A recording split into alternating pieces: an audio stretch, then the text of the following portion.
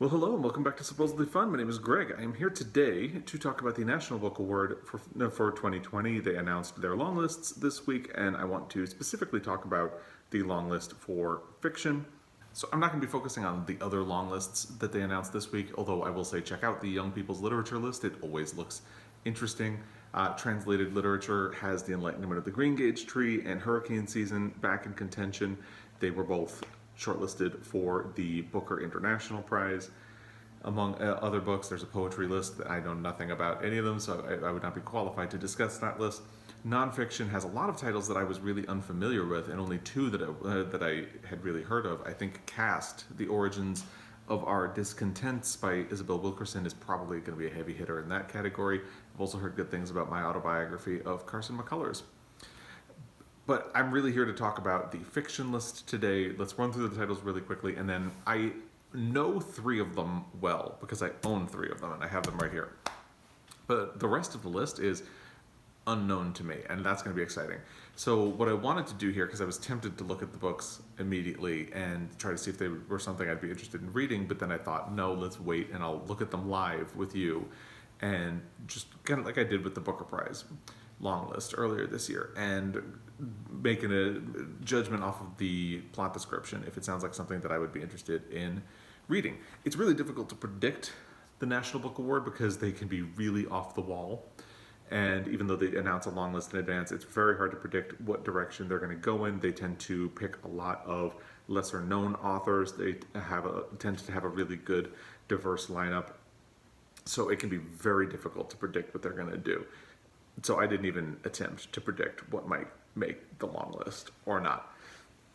So the titles that made it are Leave the World Behind by Rumaan Alam, The Index of Self-Destructive Acts by Christopher Beha, The Vanishing Half by Bennett, If I Had Two Wings by Randall Kenan, A Burning by Megha Majumdar, A Children's Bible by Lydia Millet, The Secret Lives of Church Ladies by Deesha Philyaw, I love that title, Bain by Douglas Stuart, which, by the way, I did not think was going to be eligible, but I believe that is one of the ones that I own. I believe he now lives in New York.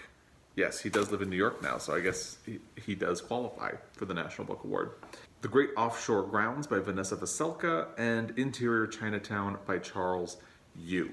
So let's get started. The first one, going alphabetically by author, is Leave the World Behind by Rumaan Alam. This is described as a magnetic novel about two families, strangers to each other, who are forced together on a long weekend gone terribly wrong. Amanda and Clay head out to a remote corner of Long Island expecting a vacation, a quiet reprieve from life in New York City, quality time with their teenage son and daughter, and a taste of the good life in the luxurious home they've rented for the week. But a late night knock on the door breaks the spell. Ruth and G.H. are an older black couple. It's their house, and they've arrived in a panic. They bring the news that a sudden blackout has swept the city, but in this rural area, with the TV and internet now down and no cell phone service, it's hard to know what to believe. Should Amanda and Clay trust this couple and vice versa? What happened back in New York City? Is the vacation home isolated from civilization truly a safe place for their families? And are they safe from each other? Suspenseful and provocative, Rumaan Alam's third novel is keenly attuned to the complexities of parenthood, race, and class. Leave the World Behind explores how our closest bonds are reshaped and unexpected new ones are forged in moments of crisis. That sounds interesting. I think that would be something that I would probably look maybe to listen to on audio. I can see where it seems like it uses the form of a thriller to get at larger themes about race and maybe social media or internet dependence and things like that. The fact that it mentions it's hard to know what to believe without TV and internet or cell phones, and there could be a very good point about modern life or modern society in there. So this one, I would say, it sounds intriguing to me. I might seek this one out on audio. But yeah, I would want to know more about that one. So we're off to a very good start so far. Next is The Index of Self-Destructive Acts by Christopher Beha. The day Sam Waxworth arrives in New York to write for The Interview, a street corner preacher declares that the world is coming to an end. A sports statistician, data journalist, and newly minted media celebrity who correctly forecasted every outcome of the 2008 election, Sam's familiar with predicting the future. But when projection meets reality, things turn complicated. Sam's editor sends him to profile a disgraced political columnist named Frank Doyle. To most readers, Doyle is a liberal lion turned neocon Iraq War apologist. But to Sam, he is above all the author of the great works of baseball lore that sparked Sam's childhood love of the game, books he now views as childish myth-making to be crushed with his empirical hammer. But Doyle proves something else in person, charming, intelligent, and more convincing than Sam could have expected. Then there's his daughter Margot, to whom Sam becomes desperately attracted, just as his wife Lucy arrives from Wisconsin. The lives of these characters are entwined with those of the rest of the Doyle family, Frank's wife Kit, whose investment bank collapsed during the financial crisis, his son Eddie, an Army veteran just returned from his second combat tour, and Eddie's best childhood friend, hedge funder Justin Price. While the end of the world might not be arriving, Beha's characters are each headed for apocalypse of their own making. That sounds interesting. Less so to me than the first book. On the Booker list, I would talk about books as like, I'm going to kind of hold opinion on that until I hear more people talk about it. I think that's kind of where I would be with this one, because aspects of it sound interesting to me, but it's not something that I would immediately add to my TBR. So yeah, so I think this is something that I would want to have opinions on other people, maybe seek out some more reviews before committing one way or another. Whereas the blurb for Leave the World Behind more immediately grabbed my interest. Next is one of the ones that I already own. It's The Vanishing Half by Bennett. This is something I had actually started on audio in, I think, July, and just was not in a headspace where I was able to listen all that well, so I did not finish it before it had to be returned, and now I'm on the waiting list for the audio again, even though I own a physical copy of the book. This is something I would like to read by the end of the year.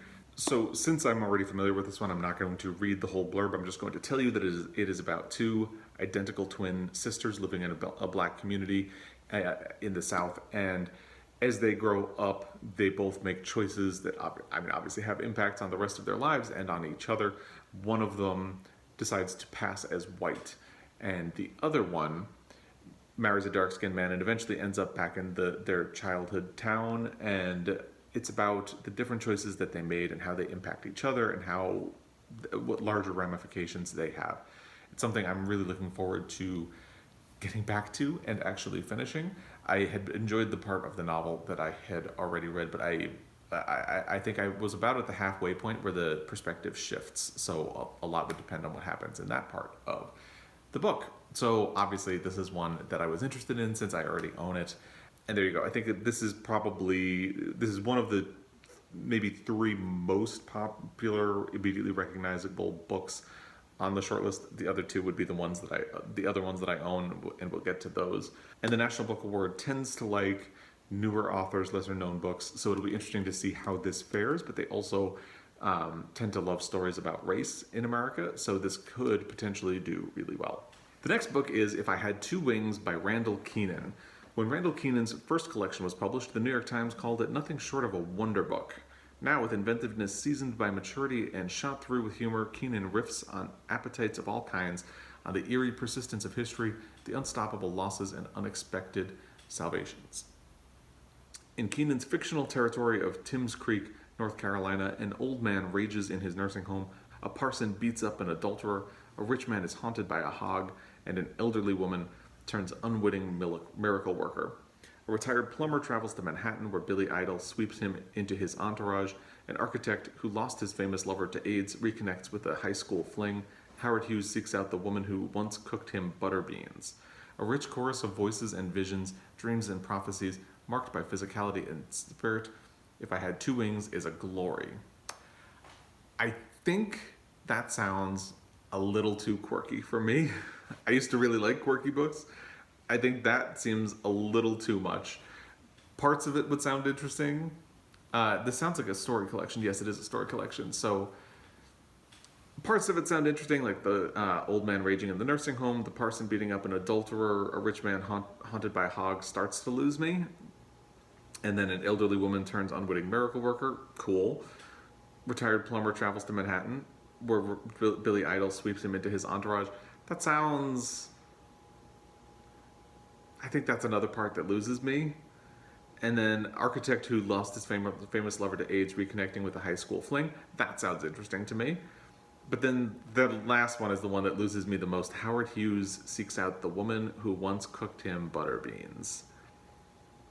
I don't know about that. So I think if I had two wings is something that I'm going to say I'm going to pass on now. If feedback on the book says, yeah, it's really good, okay, maybe. But for now, I don't know about that. It sounds like a little too much for me. The next one is another one that I already own. It's Burning by Megha Majumdar. This is another one I'm really, really excited to read. And I'm a little less familiar with the plot of this one than I am with the other two that I own, so let's just do the blurb. It's about Jeevan, a Muslim girl from the slums determined to move up in life, who is accused of executing a terrorist attack on a train because of a careless comment she posted on Facebook. P.T. Sir is an opportunistic gym teacher who hitches his aspirations to a right-wing political party and finds that his own ascent depends on Jeevan's fall. Lovely, an irresistible outcast whose exuberant voice and dreams of Bollywood glory fill the novel with warmth and hope and humor, has the alibi that can set Jeevan free, but it will cost her everything she holds dear. So it's about all of those storylines and their interactions with each other. It sounds fascinating to me. I think this is, again, probably with The Vanished Half and the other book, it's no secret, I've already talked about it, and Sukibane, those form the three most recognizable titles on the long list for the National Book Award. And I think this one seems to, The Vanishing Half and this one seem to be in their wheelhouse, but it's so hard to predict what they're going to do that I feel like I don't really know what chances this one has in this competition. So we'll see how it goes. The next book is a children's Bible by Lydia Millet. I'm going to go with Millet, but I don't know if that's correct. So Pulitzer Prize finalist Lydia Millet's sublime new novel, her first since the National Book Award longlisted Sweet Lamb of Heaven, follows a group of 12 eerily mature children on a forced vacation with their families at a sprawling lakeside mansion. Contemptuous of their parents, who pass their days in a stupor of liquor, drugs, and sex, the children feel neglected and suffocated at the same time. When a destructive storm descends on the summer estate, the group's ringleaders, including Eve, who narrates the story, decide to run away, leading the younger ones on a dangerous foray into the apocalyptic chaos outside. As the scenes of devastation begin to mimic events in the dog-eared picture Bible carried around by her beloved little brother, Eve devotes herself to keeping him safe from harm. A children's Bible is a prophetic, heartbreaking story of generational divide and a haunting vision of what awaits us on the far side of Revelation. If you follow along, you've probably heard me say I'm not super familiar with the Bible and the stories in it, so this sounds like a lot of the elements might go over my head. I think this one is ending up in the same boat as the Index of Self-Destructive Acts, in that it doesn't sound not interesting to me, but it sounds, and parts of it sound familiar. I feel like people have kind of written books about children whose parents pass the days in the stupor of liquor, drugs, and sex. I feel like that's been done before. The idea that children would run out into the chaos of a storm and have to stay alive, I feel like that's kind of been done before, and I don't know. So I'm not opposed to it, but I'm also not really intrigued. It certainly doesn't grab me right away. So I think that's where we're at with the children's Bible, or a children's Bible. Now we get to The Secret Lives of Church Ladies by Deesha Philyaw. I love that title. So The Secret Lives of Church Ladies explores the raw and tender places where black women and girls dare to follow their desires and pursue a momentary reprieve from being good. The 9 stories in this collection feature 4 generations of characters grappling with who they want to be in the world, caught as they are between the church's double standards and their own needs and passions. I want to order that book right now. Yes, absolutely. I want to read that book for sure. Again, because the National Book Award is just traditionally difficult to predict, I have no idea if that has a chance at making the shortlist. But I can tell you, I am immediately interested in reading that book. That sounds like so much of what I'm interested in reading. And yeah, I may check to see if I can order that So The Secret Lives of Church Ladies by Deesha Philyaw gets a hell yeah from me. Next is the final book that I own. It is Sukibane by Douglas Stuart, which I honestly did not think was going to be eligible for the National Book Award, because it's not that because it's shortlisted for the Booker Prize, but because Douglas Stuart is Irish by birth. It hadn't really occurred to me that he now lives in New York. I do think because the National Book Award tends to like discovering new things, things that it can plant its own flag on, I will say I'll be surprised if this makes the shortlist, just for that reason. But I think it's an interesting choice. Honestly, if you had told me that something from the Booker list was going to be on the National Book Award, I would have predicted Real Life by Brandon Taylor. I didn't do a prediction list, but when I thought about it, the one title that immediately jumped into my head was, oh, Real Life by Brandon Taylor. Seems like a shoo-in. But apparently not, because it's not here and Sukibane is. It's a coming-of-age story and a coming-out story about a boy growing up in 1980s Glasgow. His mother struggles with addiction, and it's about the problematic Thatcher politics that were going on at the time. And obviously, since I own it, I am interested in reading it. This is one of the books that I am very much looking forward to reading. I have a buddy read of this scheduled for October, and I'm really looking forward to getting to it and seeing what happens. Like I said, I think this has a shot at winning the Booker. I don't know that it's going to have a shot at the shortlist for the National Book Award, just because, like I said, they like to pick things that they can plant a flag on, so to speak, and I don't know that they can claim that with this. So it'll be interesting to see what happens with Sukibane by Douglas Stuart. Okay, we have two more. Second to last is The Great Offshore Grounds by Vanessa Veselka, a wildly original cross-country novel that subverts a long tradition of family narratives and casts new light on the mythologies, national, individual, and collective, that drive and define us. On the day of their estranged father's wedding, half-sisters Cheyenne and Livy set off to claim their inheritance. It's been years since the two have seen each other. Cheyenne is newly back in Seattle, crashing with Livy after a failed marriage and a series of dead ends. Livy works refinishing boats, her resentment against her freeloading sister growing as she tamps down dreams of fishing off the coast of Alaska. But the promise of a shot at financial security brings the two together to claim what's theirs. Except instead of money, what their father gives them is information, a name, which both reveals a stunning family secret and compels them to come to grips with it. In the face of their new reality, the sisters and their adopted brother each set out on journeys that will test their faith in one another, as well as their definitions of freedom. Moving from Seattle's underground to the docks of the far north, from the hideaways of the southern swamps to the storied reaches of the great offshore grounds, Vanessa Veselka spins a tale with boundless verve, linguistic vitality, and undeniable tenderness. That sounds interesting to me. I think even the fact that it talks about it being wildly original and subverting a long tradition of family narratives, that is kind of what I want from a story like that right now, because it feels like stories like that have been done. So if it's another book about it is going to be published, I kind of want a new spin on it. And it sounds like, who knows, it could be marketing speak, but it sounds like this will do that. Plus it has a beautiful cover. So yeah, this one immediately jumps onto my list. I'd say it is in the same league as Leave the World Behind, but not quite as exciting as The Secret Lives of Church Ladies sounds to me. And the final but not least title is Interior Chinatown by Charles Yu. From the infinitely inventive author of How to Live Safely in a Science Fiction Universe comes a deeply personal novel about race, pop culture, immigration, assimilation, and escaping the roles we are forced to play. Willis Wu doesn't perceive himself as a protagonist even in his own life. He's merely generic Asian man. Every day he leaves his tiny room in a Chinatown SRO and enters the Golden Palace restaurant, where Black and White, a procedural cop show, is in perpetual production. He's a bit player here too, but he dreams of being Kung Fu Guy, the highest aspiration he can imagine for a Chinatown denizen. Or is it?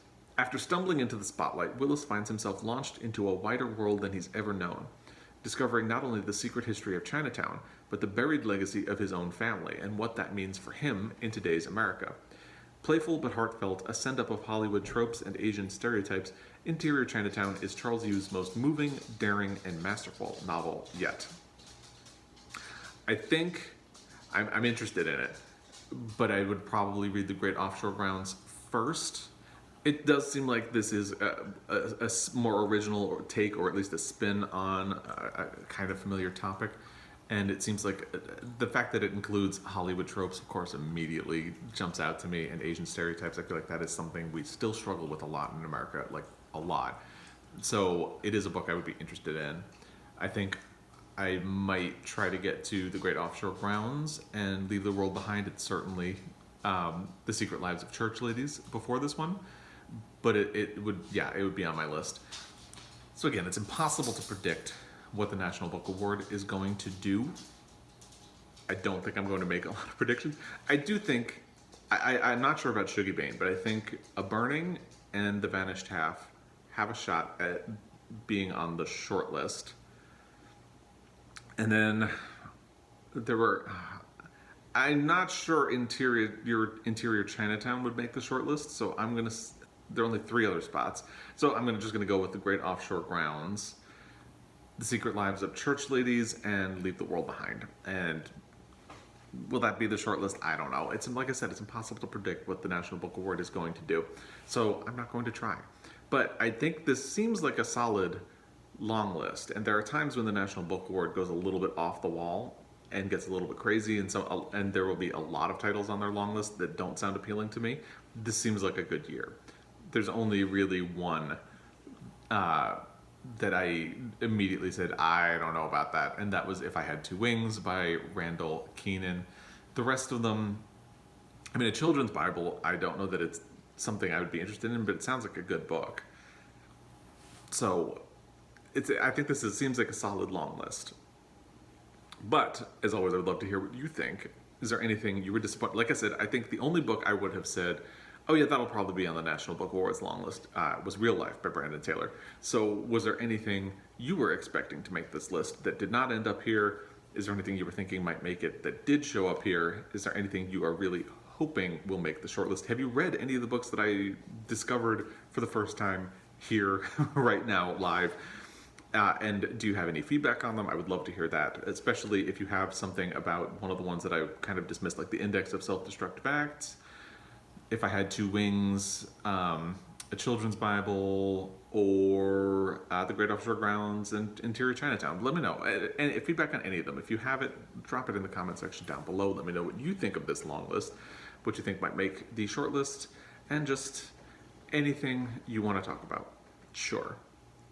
As always, I really appreciate your time. It is always, always, always appreciated, especially if you subscribe and follow along. And as always, I will be back. Until next time, happy reading.